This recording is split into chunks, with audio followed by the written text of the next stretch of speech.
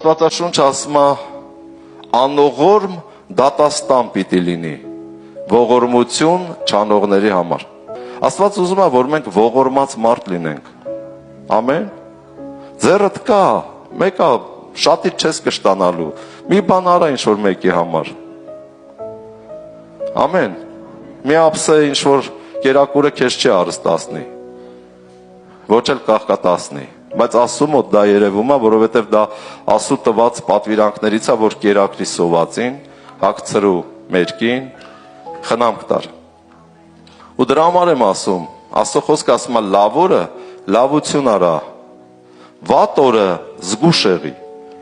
որ մեղքի մեջ չընկնես։ Որ մեղքի մեջ չընկնես։ Իսկ կյանքը մեզ, գիտես, այնպես է հատուցանում, բոլորդ էլ տեղյակ եք։ Ամեն մեկիդ կյանքում մի սցենար է գրվում։ Ամեն մեկիդ կյանքը մի ձևի դասավորված է։ Ամեն։ Ու հենց այդտեղ է որոշվում, թե քո կյանքը հետագայում ինչ կլինի։ Ոնց կլինի ապագայում։ Կամ հավիտենականության մեջ կմգնաս, թե չէ։ Դրա համար Աստվածաշունչը սովորացնում է լավ օրը լավ ապրի, լավություն արա, վատ օրն էլ շատ զգուշ եղի, որ չարության մեջ չընկնես։ Վատ օրը որն է, երբ որ ամեն ինչ վատ է։ Երբ որ հիվանդ ես,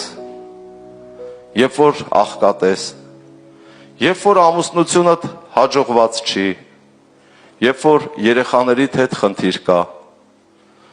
երբ որ մի բան են չի, վատ օրեր է։ Աստվածաշունչը ասում է զգուշ եղի։ Հենց այդ օրերի մեջ փորձվելու ես, թե քեզանից ինչ է դուրս գալու, չարություն, թե